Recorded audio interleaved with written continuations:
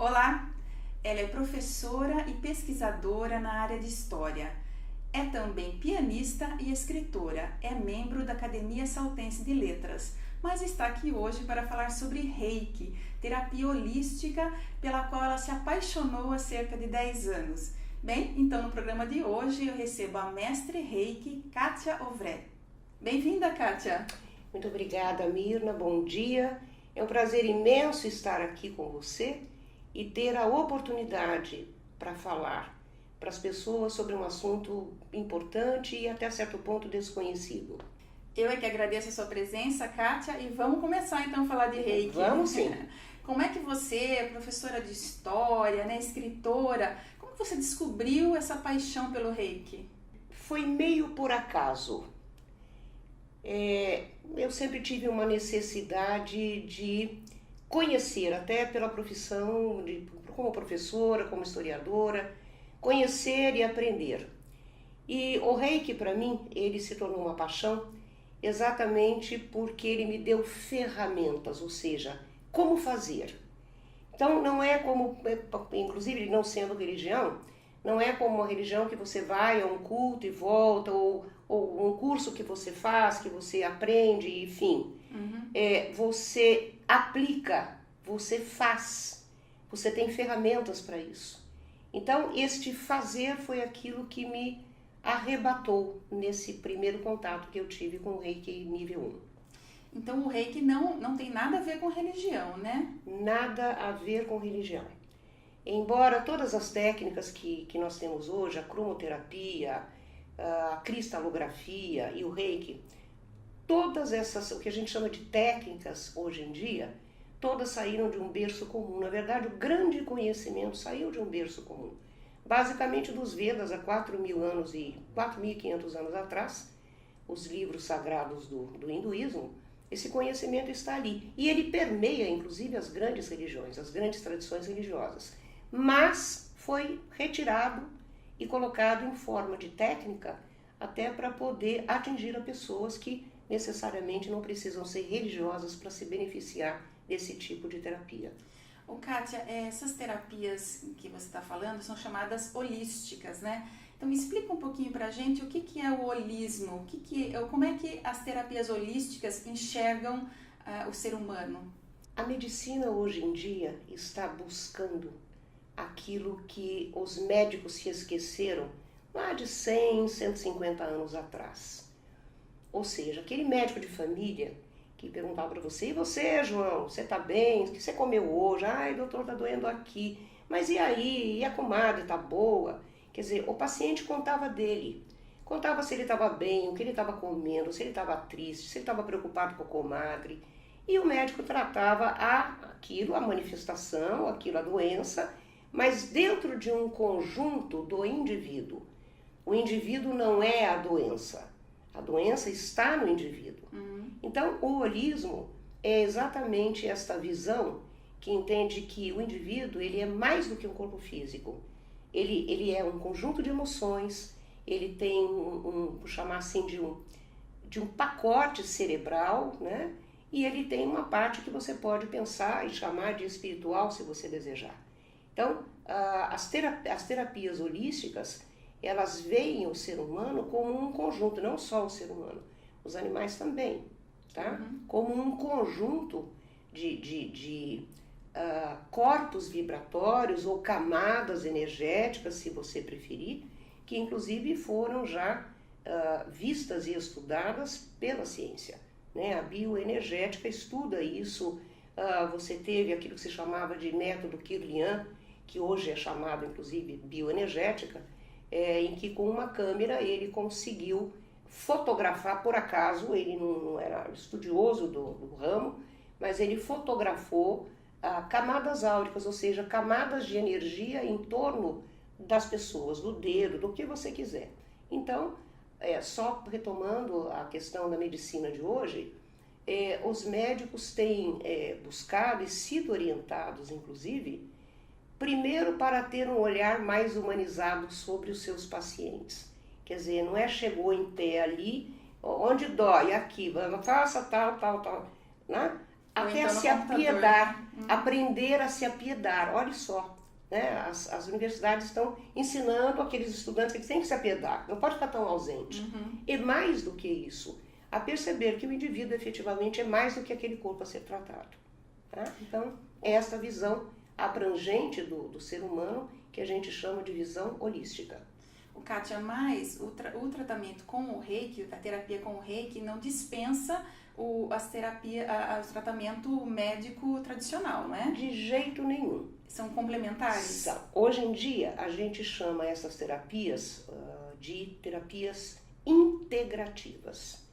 O terapeuta, seja ele um terapeuta Reiki ou de outra modalidade, primeiro que ele não é médico, ele não receita absolutamente nada, ele não suspende nenhum tratamento.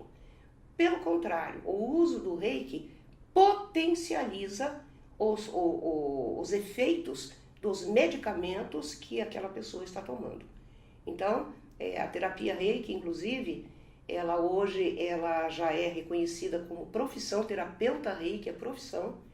Já em 2001, a Comissão Nacional de Classificação classificou esta modalidade, até o número é 86909 de 2001, como prática trabalhista, isso está no Ministério do Trabalho, e a Organização Mundial de Saúde também afirmou que a terapia Reiki, em especial, ela integra a modalidade saúde na medida em que ela efetivamente, cientificamente, comprova os benefícios da técnica empregada sobre as pessoas que estão em tratamento. Inclusive, você estava me falando antes daqui de a gente entrar na entrevista, que Reiki já é aplicado nos hospitais, em alguns hospitais de grande porte, né? Olha, são centenas de hospitais pelo país, mas eu vou citar dois que certamente são muito conhecidos. O Hospital das Clínicas, em São Paulo, ele tem um departamento de terapias integrativas, reikianos contratados, são funcionários que atuam paralelamente ou em conjunto com as demais terapias empregadas. O Hospital Albert Einstein também. E na rede pública já foi aprovado que a rede pública deve passar, inclusive já está passando a oferecer serviços de cromoterapia, de acupuntura, que já hoje é reconhecida pela ciência tradicional, né? Era para o oriental, já era ciência, mas mundialmente reconhecida. E tu, por exemplo, já tem em alguns postos de saúde atendimento de Reiki. Kátia, e o que diferencia o Reiki das outras terapias holísticas, como a acupuntura, que você falou agora há pouco, a cromoterapia? Olha, diversas tradições religiões, a messiânica, por exemplo, ela usa a mesma energia naquilo que eles chamam de jorei. Marikari usa a mesma energia na aplicação de canalização energética. Os católicos usam padre quando ele abençoa, que ele toca. Só padres e diáconos podem fazer esta imposição de mãos com essa finalidade, né? De proteção, de bênção. Então veja bem, o Reiki se diferencia de outras técnicas contidas ou não em religião, primeiro por não ter este caráter. Você não precisa sequer acreditar no Reiki para você receber os benefícios dele. Em segundo lugar, a pessoa fica inteiramente vestida, outras também, tá? Mas no caso específico do Reiki, a gente pede, quando muito, que a pessoa retire os sapatos e algo que a esteja incomodando, por exemplo, um relógio, um brinco muito grande, um cinto muito apertado, mas isso fica a critério da pessoa. A energia que é canalizada para a pessoa, ela não vem do canalizador. Ou seja, não é a minha energia que vai para qualquer pessoa. Eu sou meramente um canal de canalização. É meramente um canal, é uma ferramenta. A forma de aplicação, de uma maneira bem simples, se alguém estiver andando na rua, sentir uma dorzinha e ela tiver, eu vou chamar de iniciação, o conhecimento para isto, se ela colocar a mão, dona, mas coloca as mãos ali discretamente, em pé, no meio da rua, ela está fazendo uma autoaplicação de reiki. Então, não exige nada, não precisa de incenso, não precisa de música, não precisa de maca, pode fazer em pé, deitado, em criança, em animais, né? Inclusive, eu gostaria de citar, até porque foi um dos mestres que eu tive o privilégio de entrevistar quando fiz o mestrado em Reiki, Dr. Ricardo Garé, é veterinário. A tese dele de doutorado foi sobre Reiki em animais e ele só atende animais com Reiki. Então, o Reiki, ele permite a simplicidade, até mesmo em animais, ele tem uma técnica um pouquinho diferente, mas ele difere nisso, não requer nada. Agora, quando a gente vai atender alguém que deseja Reiki, a gente prepara um ambiente confortável, arejado, onde há uma música agradável. Pode-se usar ou não incenso, mas o incenso tem um simbolismo de elevação. Para quê? Apenas para que a pessoa relaxe. O Kátia, explica melhor essa coisa de energia vital. Olha, há diversos tipos de energia. Desde a energia física, por exemplo, você carrega uma cadeira, você despendeu uma energia física. Até aquilo que a gente chama de energia sutil, ou seja, delicada, quase invisível, tá? Eu digo quase porque citei agora há pouco que uma máquina é capaz de registrar. E a olho vivo, a olho nu, é muito comum diversas pessoas perceberem a primeira camada energética, né? Os quadros dos santos com aquela auréola, necessariamente a energia não é uma coisinha sobre a cabeça, mas alguém viu aquilo, né? Alguém viu essa camada de energia naqueles que algumas tradições colocam como santos ou anjos ou alguma coisa assim.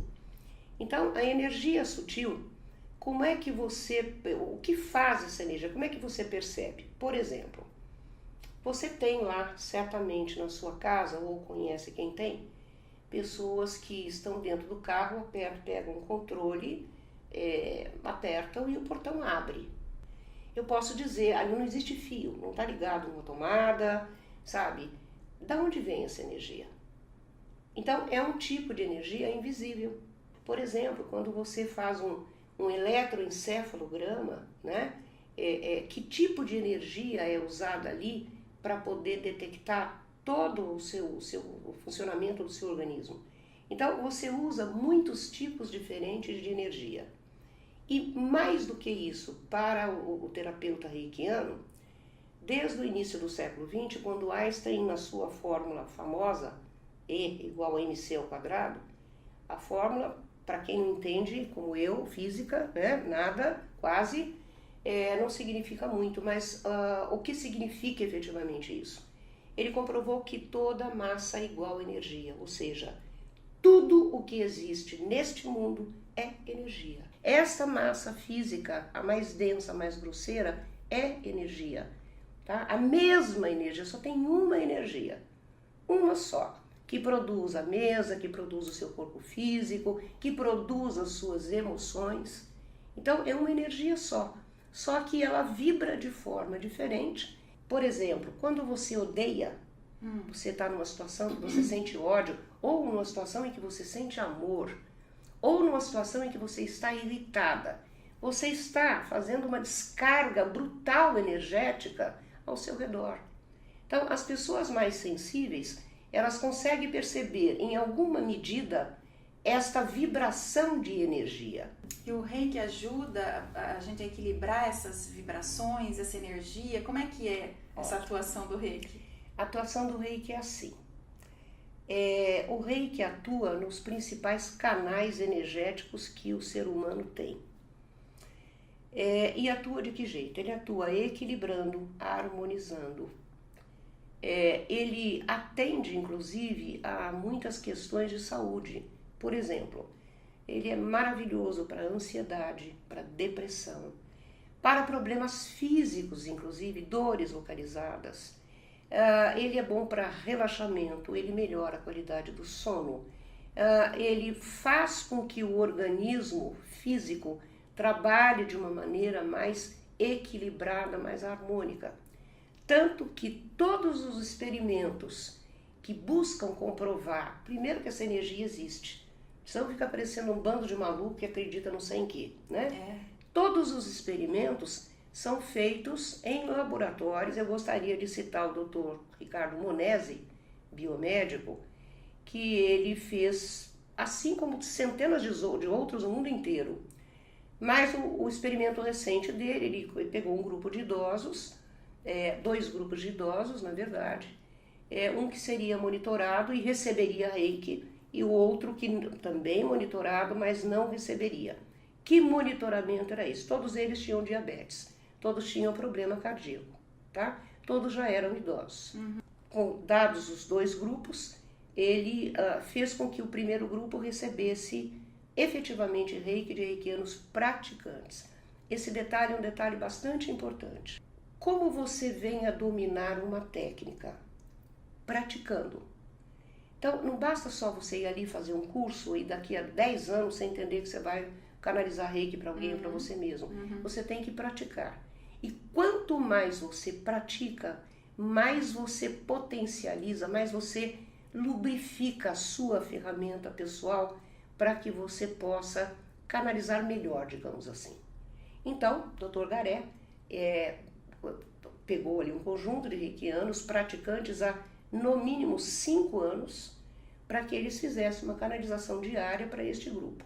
E o outro grupo recebeu pessoas que não eram reikianas e que fariam a mesma coisa. O que se observou ao longo de 30 dias? Foi uma experiência curta. Cada vez que eles recebiam reiki, era tudo medido novamente, a pressão arterial, todo o funcionamento do organismo. E o que foi se percebendo ao longo do tratamento? Que as pessoas equilibravam o batimento cardíaco, que a dose de glicemia havia reduzido, que a pressão arterial estava mais equilibrada. Ao longo dos 30 dias, verificou-se o seguinte no primeiro grupo: 60% de melhora no estado geral do paciente. No segundo grupo, 20% de melhora no estado inicial dos pacientes. Aí você fala assim, mas eles não tinham reiki. Aí é que vem a maravilha. Todas as pessoas têm o poder de canalizar essa energia. Quer ela saiba ou não, inclusive você observa coisas assim, por exemplo, seu filho, criança cai, ou ela tem uma dor, imediatamente a mãe toca, ou ela dá um beijinho. Já canalizou. Um beijinho que sara. É uma atitude positiva de mãe, então é uma bênção. E reiki é amor. Então, todas as pessoas têm esta capacidade. O que faz a diferença? Bom, então eu vou sair atendendo um monte de gente, tá? O que faz a diferença? Faz a diferença o preparo para que você possa fazer isto. Não é uma brincadeira, é uma coisa séria, não é uma religião, mas os reikianos têm muito respeito por esta atividade, né? Por essa, digamos assim, essa possibilidade de se colocar a serviço. Kátia, e o reiki pode ser feito à distância também? Pode ser feito à distância e pode ser feito para multidões. No Brasil, ele ficou dividido assim: nível 1, nível 2, nível 3A, nível 3B ou mestrado. O nível 1 chama-se de O Despertar. Você vai olhar esta energia, perceber esta energia de uma forma diferente de uma pessoa que nunca pensou nisso, nunca lidou e cética, né? Então você vai conhecer mais profundamente e você começa já a atuar. Já é dada uma ferramenta para você. Então você sai de um nível 1 com uma ferramenta que eu posso fazer, tá? Você faz o nível 2, então é o despertar, né? Você vai fazer um nível 2 que vai potencializar. Você vai ampliar este conhecimento. E no nível 2 você é preparado para enviar reiki à distância. E finalmente no nível 3, o 3A, né, e o 3B, você aprofunda ainda mais isso, você pode mandar para multidões. Por exemplo, tem uma guerra né?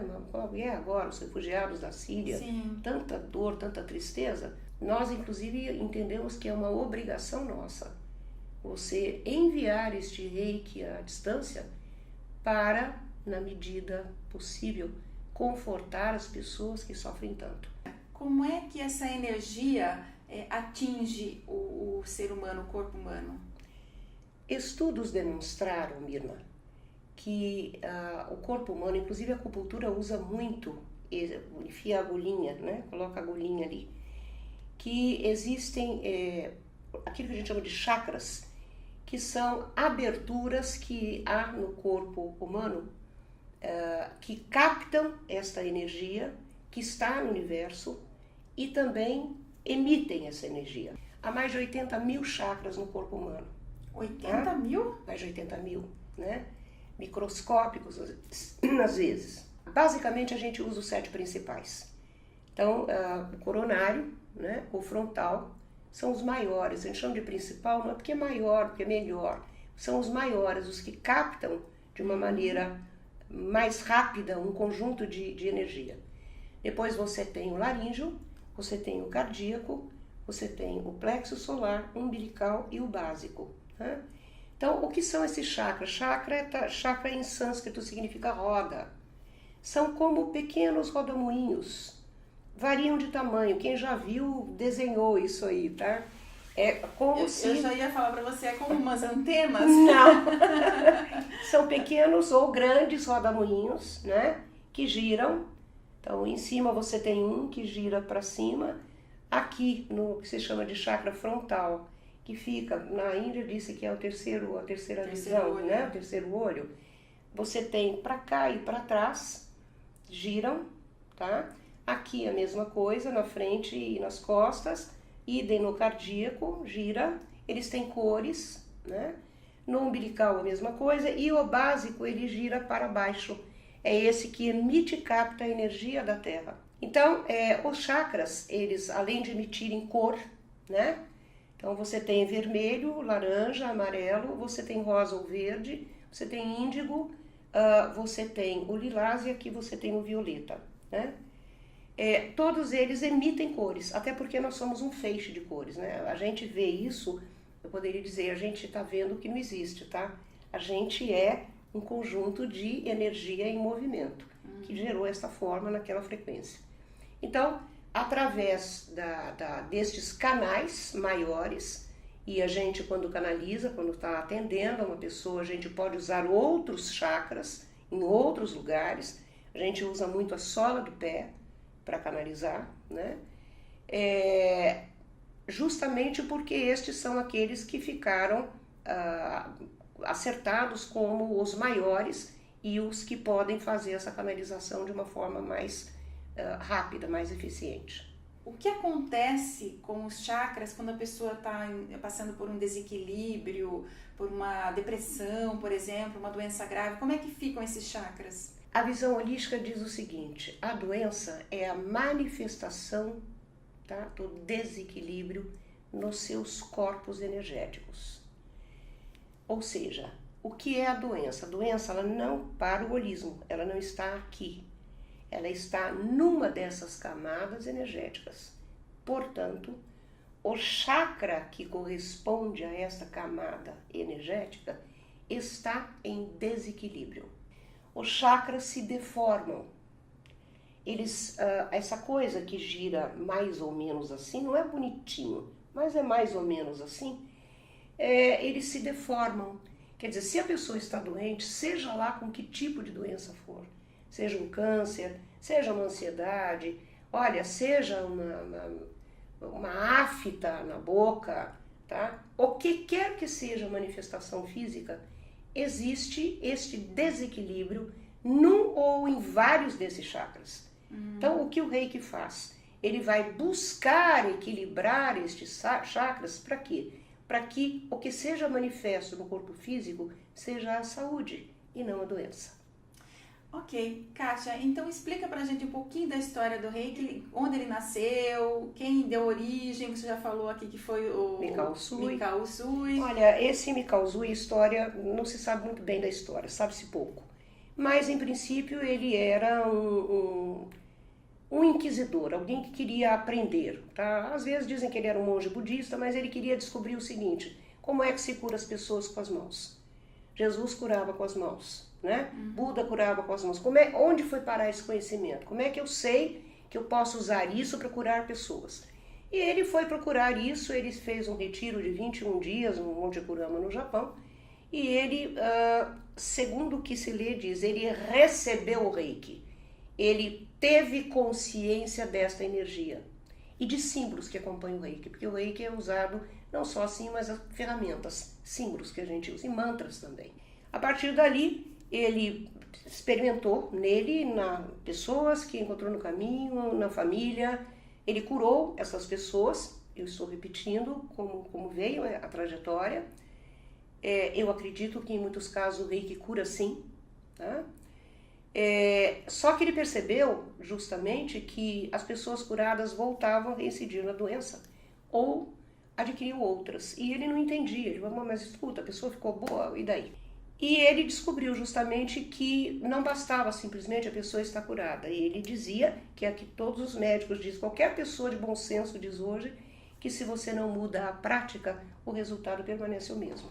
E ele usou ali criou o chamado Gokai, que era uma espécie de receita para poder ajudar as pessoas a mudarem a sua forma de ver o mundo e a vida.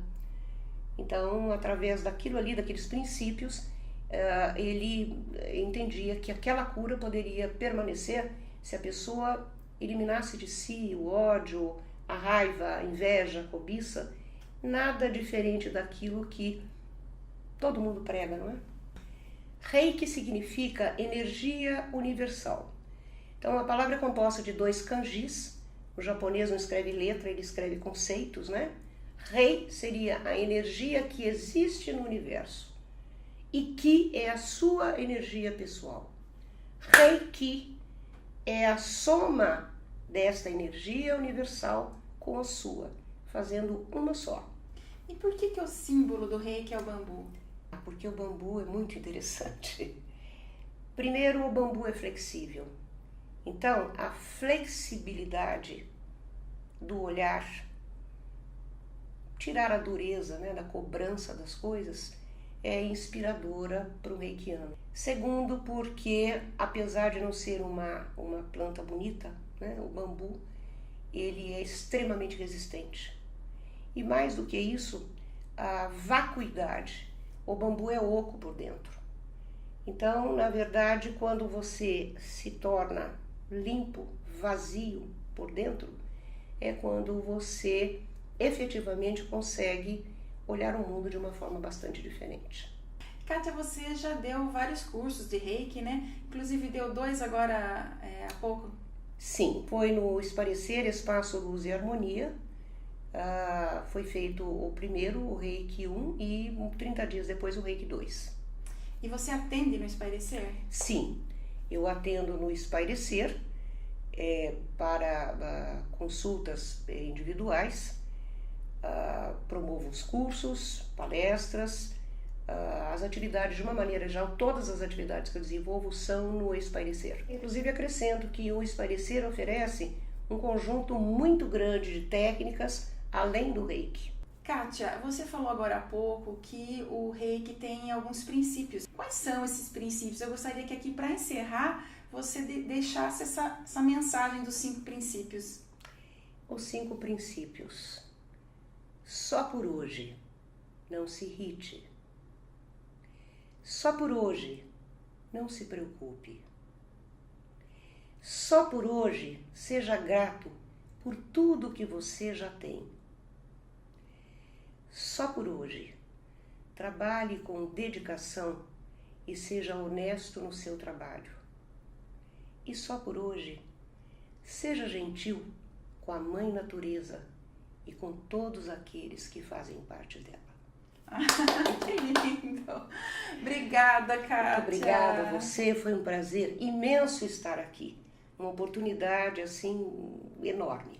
Eu é que agradeço por essa aula de Reiki que você nos deu hoje. Muito obrigada, viu? Obrigada, Mila. Sucesso nos próximos cursos, né? Que já foram os 2 que você deu, mas eu sei que cada dia mais enche de gente lá o seu curso. Sim. Muito obrigada, viu? Obrigada, Mila. Tenha um bom dia a todos. E obrigada a vocês que sempre acompanham aqui o Lado a Lado, seja pelo YouTube ou seja pela ITV, canal 24 da NET. A sua companhia é sempre um prazer para mim. Fiquem com Deus, até semana que vem. Beijo!